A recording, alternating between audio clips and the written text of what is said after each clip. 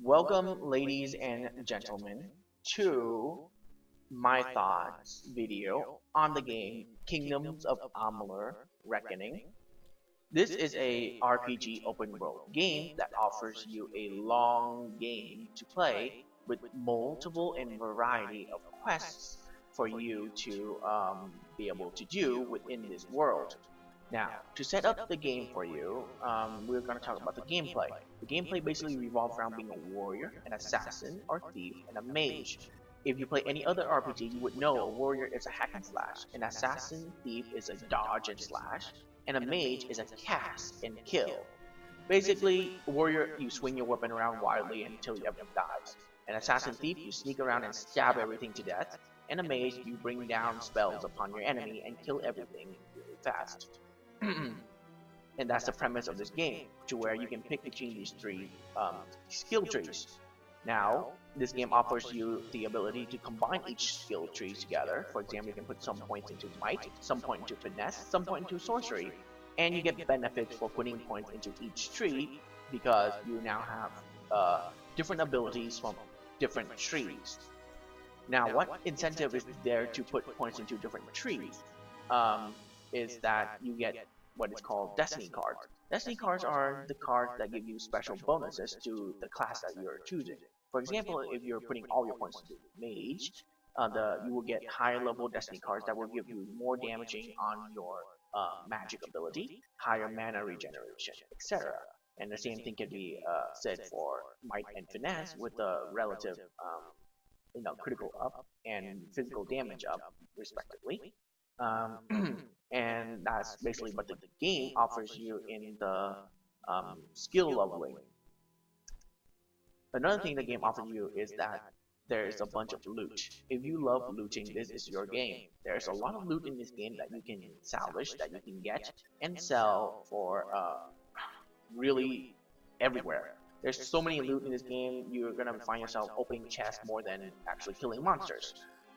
So, and since this is an open world, of course there is a quick travel system where you can discover a location and then you can teleport back to the location at any time you wish. There are three other things in this game that they offer you: sage crafting, smithing, and alchemy. Sage crafting is the ability to create gems that have special effects that you can equip onto your armor or weapon for added effects. Smithing allows you to smith out armor and weapons that already has effects on them. Alchemy is the ability for you to create potions that will heal you, regenerate your mana, or add special effects to your weapon, like fire damage.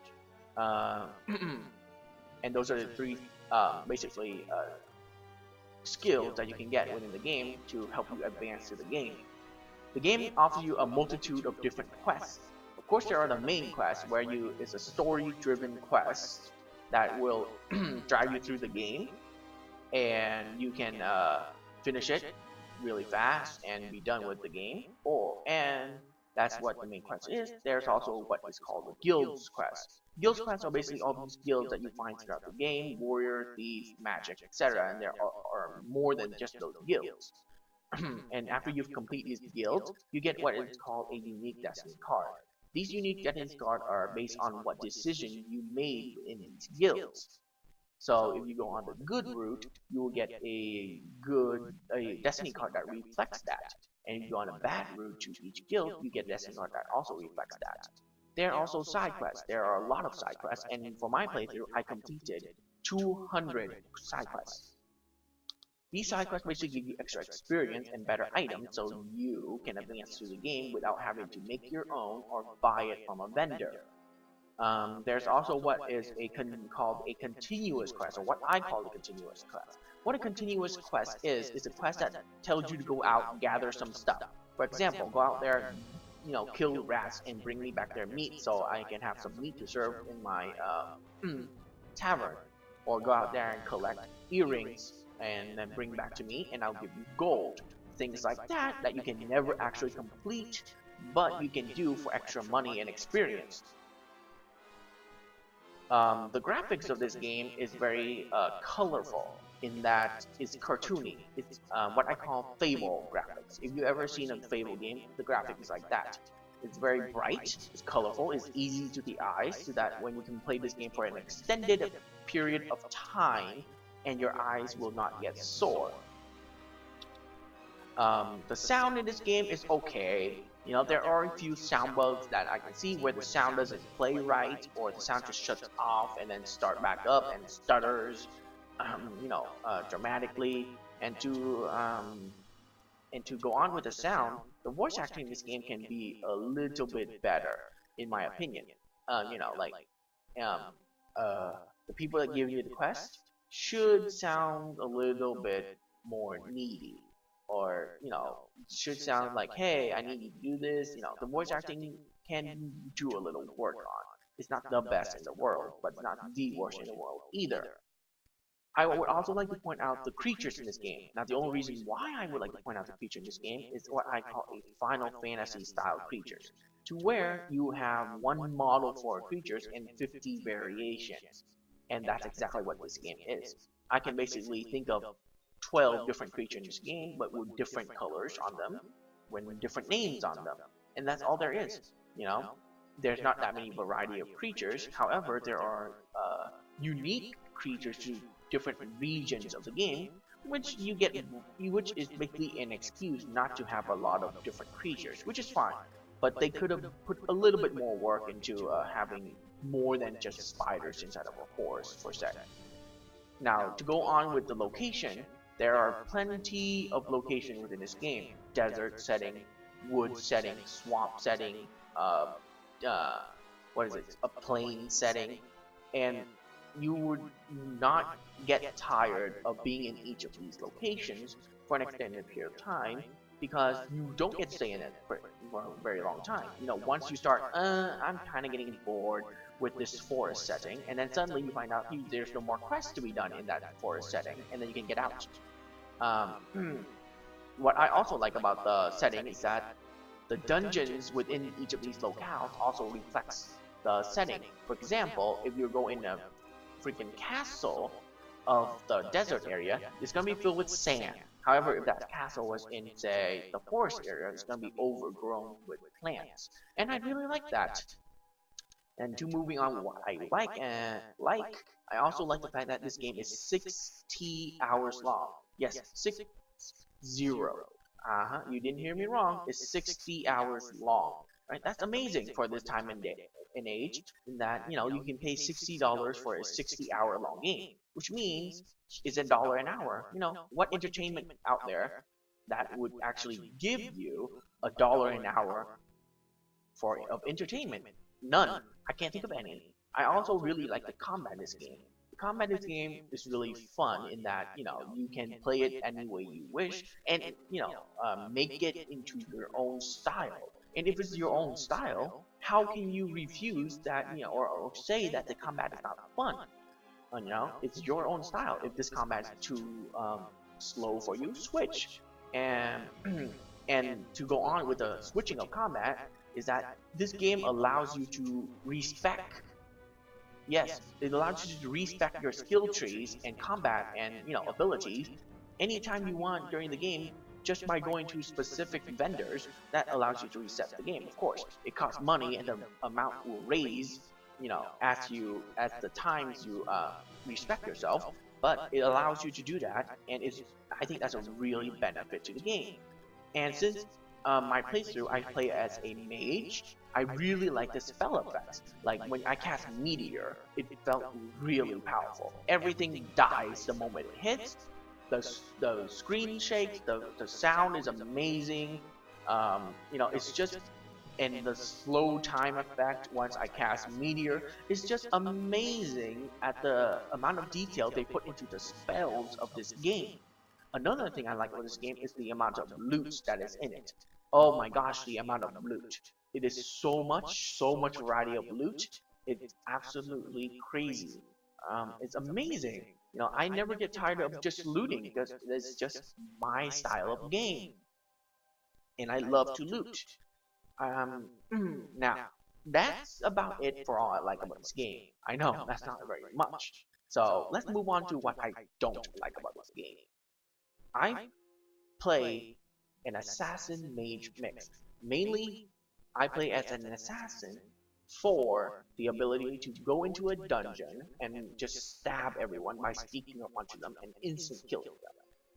The complaint I have about this is that not every dungeon, actually very few dungeons, actually support the assassin gameplay. To what I mean by that is when you walk into a dungeon, literally, when they don't want you to kill everything outright, they would put enemies facing at the door that you walk in from.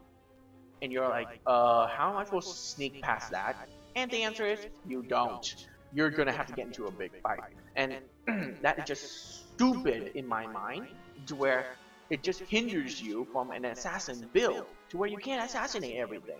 So if you basically build yourself around having high critical hit damage to kill enemies by sneaking out on them and having a critical hit kill, you can't do that in most dungeons. And I'm like, okay, so what's the point of me putting it into assassin? I don't know.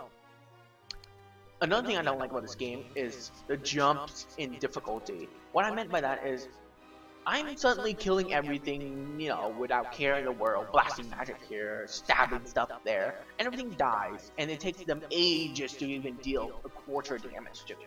And then when I get into another region, 2 hits, I die. And I'm like, huh? You know, like, wasn't I the one doing that in the previous region, so why are the enemies killing me in 2 hits now? I don't know. Later on, I found out that the reason why is because I'm traveling to a region that is so much higher level than me, and that's why that happens. Now, this is the second complaint I have with it that goes in with why the jump in difficulty should not be there. Is that the directions in this game to where you're supposed to go is very vague. For example, later on in the game, you get actually 2 main quests. One will lead you to the Great Plains, and one will lead you to a desert setting. Now, you're supposed to go to the desert setting first because the creatures there are a lot weaker than the ones in the plains. How was I supposed to know that when the game didn't outright tell me, hey, you need to go to the desert first? So, this is why this jump in difficulty occurs. Because the game didn't tell me to go to the desert setting first, I wasn't high enough level to go to the plain. So that's why I died in the plains. Now, of course the game is easy enough for me to adjust my gameplay style instead of going in there, being a tank, taking a bunch of hits. All I have to do now is just dodge around, not get hit, and I'll be able to kill everything anyways.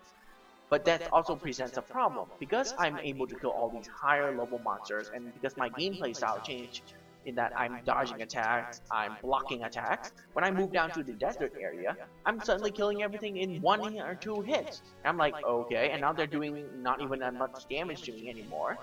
And I'm like, okay, now this desert part is really boring because I can kill everything so easily. That is a bad thing. If you're gonna have stuff like that, please point me to where I need to go so that I can experience the game for how it's supposed to be instead of creature killing me in 2 hits. I would like creatures to kill me in 5 hits and I kill them in 3 hits, so to say. Now, another problem with this game I have is there's no moral choices. What I meant is that other than the guild quest, which will give you different effects, you know, different abilities to your destiny card that you get at the end of each guild quest, there's no moral choices. The moral choice in this game is non-existent. And you might be thinking, well, isn't this game based around, hey, you can shape your own destiny and play this game however you want? And the game didn't have moral choices. Yeah, so I really question to why that is. When the game offers, say that they are offering you the ability to change your own destiny, they should really have moral choices. Just saying. Another thing I have a problem with is the ending sequence. And what I consider the ending sequence is to when you start the war. To when you are going, you finish with the, you know, all the front regions, and then now you're in this castle, you're defending it from the Tuatha, which is the enemy in this game. And you're going into this big ass war, and then, you know, and you're like, finally, I'm finally in this war. I'm finally at the end of this game. And after you finish this war, right in your face, just smack right in your face, 20 more hours of gameplay. It is way too long for an ending sequence. What I expected was really an 8-hour linear, semi-linear gameplay. And I wouldn't mind that because I've already experienced 40 plus hours in the front of the game. I do not need to experience more at the ending sequence of the game, and which I need to put a significant amount of time, which is 12, 15, 20 hours, depending on if you do side quests at the end of the game or not. So the ending sequence is way too long and it's way too boring. The reason why it's boring is because you've been doing this for the 40 hours that you already, claw your way through at the front of the game. You already did it. 40 hours of gameplay at the front of the game. Now they're making you doing the same thing again for the ending sequence, which is 20 hours long. It's ridiculous. Alright? It should not be there. It should only be 8 hours. It should be 9 hours, 10 hours maximum, but not 20 hours for an ending sequence. It's absolutely boring to basically, when I get to that point, I'm like, I just don't care anymore. I just want to finish this game. I just want to see how the ending of this game is. And what did I get for the fucking ending? A not even 2-minute cutscene that didn't explain anything. I was like, what? Okay, this is another thing that I have a problem with this game. The ending is so stupid. It's about this girl that's been helping you throughout this game, telling you, do not tell anyone about the thing that we just killed. Do not tell anyone about the ending sequence that you basically experienced in the ending boss fight. You are to tell no one or I'm gonna kill you. And that's what basically the ending is. All of your decision, all of your gameplay, all of the things that you've done 50 hours earlier in the game has no effect on the ending whatsoever. It pisses me off. Why can't you make a 5-minute ending, 5 minutes ending, to tell me all the decisions I made so far affects the game in some way? If I help this town, get over all its grievances, tell me that this town gets, advanced into the future, and tell me that this town is prosperous. Tell me that it's, now that it's being helped, it's now advanced to a bigger town. Or if I kill everyone, tell me about it. Tell me that this town is now, a deserted town, and then a necromancer go in there and summon everybody's corpse back to life, and now this town is filled with zombies and skeletons. See how easy that is? Just make up something. It's not that hard. So the ending cutscene to this game is completely boring, and it's completely worthless, in my opinion. So it's just very stupid to put a not even 2-minute ending to the game where the game is over 50 hours long. Stupid decision. So, who do I recommend this game to? The only people I can recommend this game to is anyone who likes a slow-paced game that is extremely long to get through. If you like a game based on looting, based on traveling, based on doing side quests, based on exploring, then this is for you. And if you have the time to do it, of course. If you're the person who doesn't like any of that, who don't want to go around loot stuff, who doesn't have enough time to play, like you have a family or something that takes up the majority of your time, your job perhaps, and you can't put enough time aside to play this game, and I would not recommend this game to you because you won't get the satisfaction of an ending for a year. Literally, if you don't have enough time to play this game consistently every day for, I say, 3 to 4 hours at least. You won't get a satisfying ending at a very early time, and if you take too long to beat through this game, you'll forget the story and you just like, why am I doing this again? So people that have a lot of time and love the exploring, looting, adventuring style gameplay, this is for you. The combat is also there, for you to choose from, but those who don't have time, who does not like adventuring, who does not like spending 60 hours on a game, this is not for you. I would recommend that you skip it and you would buy something that is shorter and is more concise of a story to tell you within a span of say 8 hours. So what is my score for this game? My score for this game is a 7.5 out of 10. Now my grading scale on this game is very, very reasonable. What I meant by that is A 1 is bad, a 5 is the middle of the line, and a 10 is excellent. It's perfect. There's no flaws in it. This game has a bunch of flaws, as I point out in my dislikes. And when it has flaws like that, it's nowhere near a perfect score. So to anyone who's giving this game a near perfect score, I know it's your personal opinion, but to those sites that are supposed to give you an actual review of this game, who are giving this game a near perfect score, they're lying to you. Alright? So to this game, I give a 7.5. I recommend it again to people who have a lot of time on their hand to like looting and all that, and I do not recommend it to anyone who does not have time on their hands and who doesn't want to spend 60 hours playing a game and get a 2-minute ending. Okay, so that has been my thoughts on this Kingdoms of Amalur Reckoning. I hope you found it eventful, informative, and it helped you in deciding if you want to get this game or not. And again, I give it a 7.5 for Kingdoms of Amalur Reckoning.